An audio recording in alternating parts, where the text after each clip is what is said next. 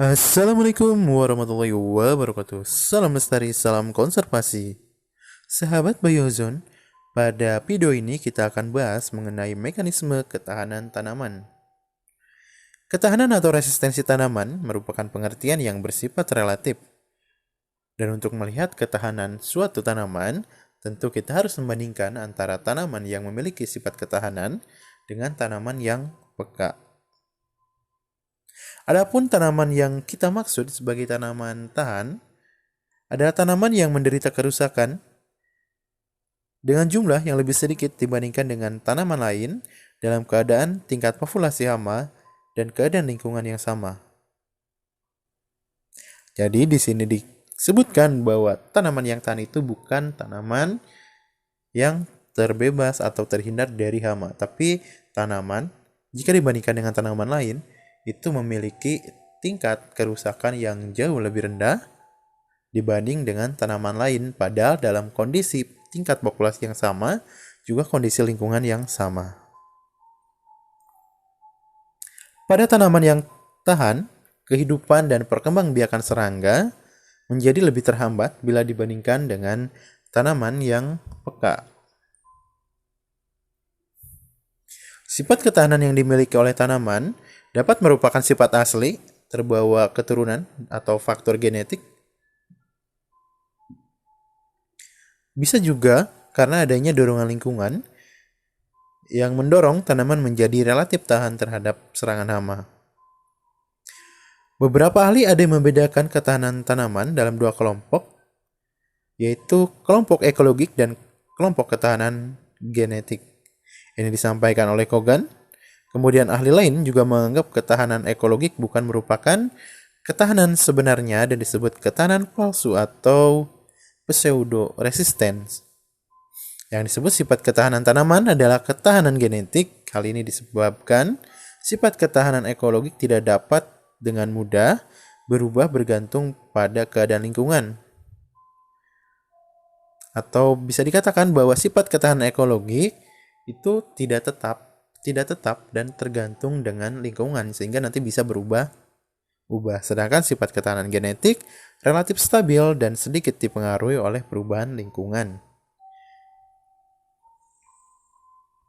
Nah, adapun yang dimaksud dengan ketahanan genetik, di mana klasifikasi resistensi genetik menurut Venter paling banyak diikuti oleh para pakar, menyatakan bahwa terdapat 3 mekanisme resistensi tanaman, yaitu ketidaksukaan atau non-preference, antibiosis, dan juga toleran. Yang pertama berkaitan dengan ketidaksukaan atau non-preference. Ini merupakan sifat tanaman yang menyebabkan suatu serangga menjauh atau tidak menyenangi suatu tanaman, baik sebagai pakan atau sebagai tempat peletakan telur. Kemudian menurut Kogan, istilah yang lebih tepat digunakan untuk sifat ini adalah antisenosis, yang berarti menolak tamu.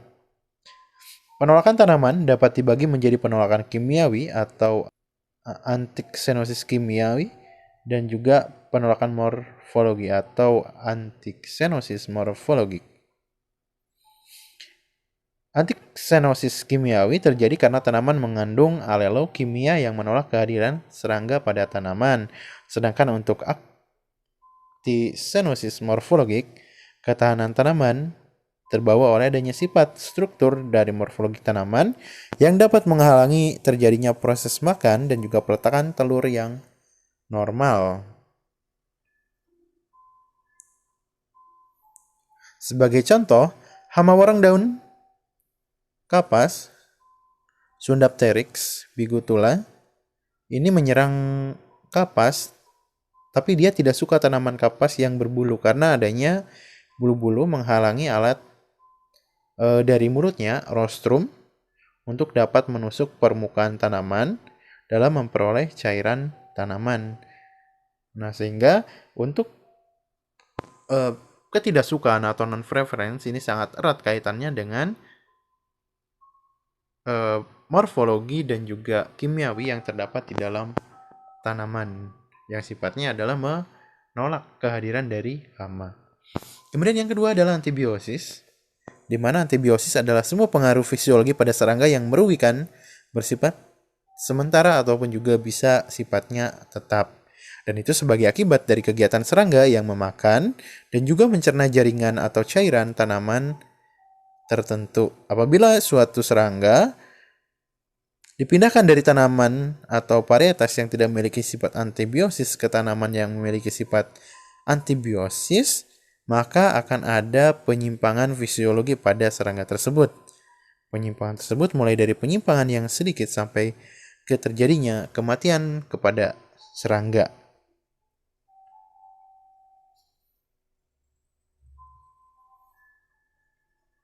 Kemudian yang ketiga adalah berkaitan dengan toleran. Di sini tentunya berkaitan dengan mekanisme resistensi toleran terjadi karena adanya kemampuan tanaman menyembuhkan luka yang diderita atau tumbuh lebih cepat sehingga serangga hama kurang berpengaruh terhadap hasil bila dibandingkan dengan tanaman lain yang lebih peka.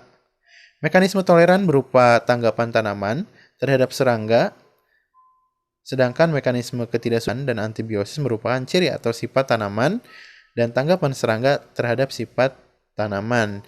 Jadi ini dua perbedaan karakter di mana untuk toleran ini adalah kemampuan dari tumbuhannya untuk memperbaiki kerusakan sehingga resisten di lingkungan yang terdapat hama di sana. Kemudian yang selanjutnya ketahanan ekologi.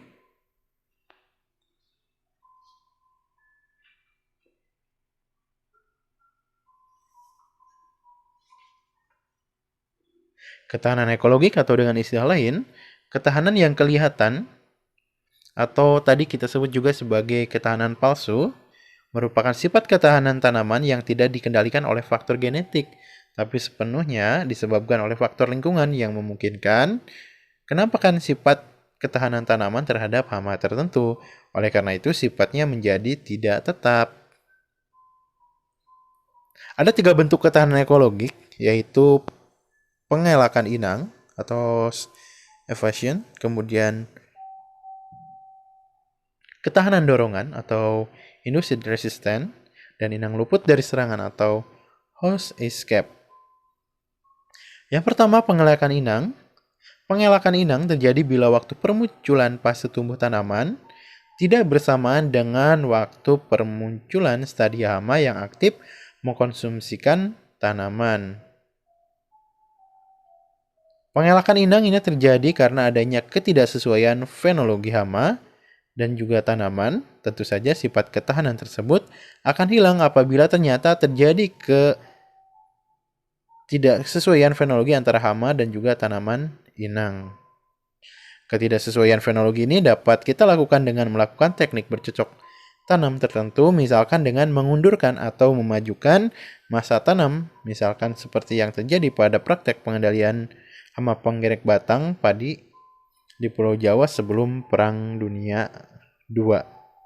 Jadi berkaitan dengan pengelakan inang, ini kita memanfaatkan ketidaksesuaian antara waktu stadia hama yang mobile aktif untuk konsumsi tanaman dengan waktu fase tumbuh dari tanaman, misalnya dengan fase berbunganya atau fase berbuahnya tidak sama dengan fase ketika hama itu mobile.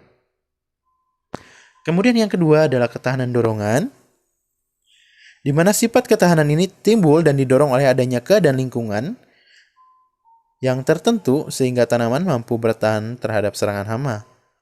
Ketahanan dorongan ini terjadi antara lain akibat adanya penumpukan dan juga adanya pemupukan dan juga irigasi serta teknik budidaya yang lain.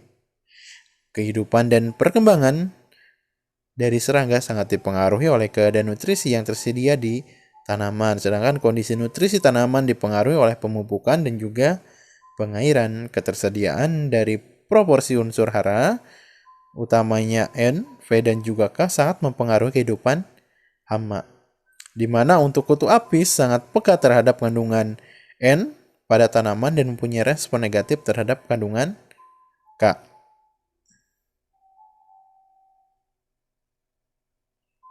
Hama-hama padi seperti penggerek batang misal Cilo SP, kemudian hama ganjur, dan hama warna coklat padi, populasinya meningkat apabila kandungan N pada tanaman padi itu meningkat. Peningkatan dan ledakan populasi hama wereng di Indonesia setelah tahun 1970 bersamaan dengan ditingkatkannya dosis pemupukan N sebagai bagian dari teknologi pertanian modern. Kemudian yang ketiga, inang luput dari serangan. Seiring dialami pada suatu tempat tertentu, ada suatu kelompok tanaman yang sebenarnya memiliki sifat peka terhadap suatu jenis hama, tetapi pada suatu saat tanaman tersebut tidak terserang meskipun populasi hama di sekitarnya pada waktu itu cukup tinggi. Hal tersebut tidak berarti bahwa tanaman tersebut tahan terhadap serangan hama, tetapi tanaman tersebut sedang dalam keadaan luput dari serangan hama. Penyebab dari luputnya tanaman dari serangan hama ini sulit dimengerti, mungkin sangat dipengaruhi oleh faktor acak.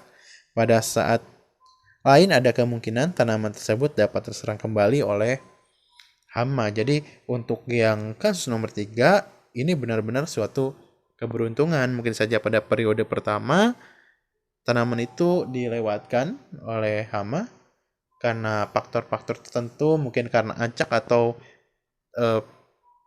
sumber daya dari tanaman yang lainnya itu lebih menggoda sehingga tanaman itu ditinggalkan. Tapi pada suatu masa mungkin saja hama itu mengambil sumber daya dari tanaman yang tadi sempat terelakkan dari serangan hama. Oke, untuk mekanisme ketahanan tanaman kita rasa cukup dan kita akan lanjutkan pembahasan di video yang lain. Assalamualaikum warahmatullahi wabarakatuh. Salam lestari, salam konservasi.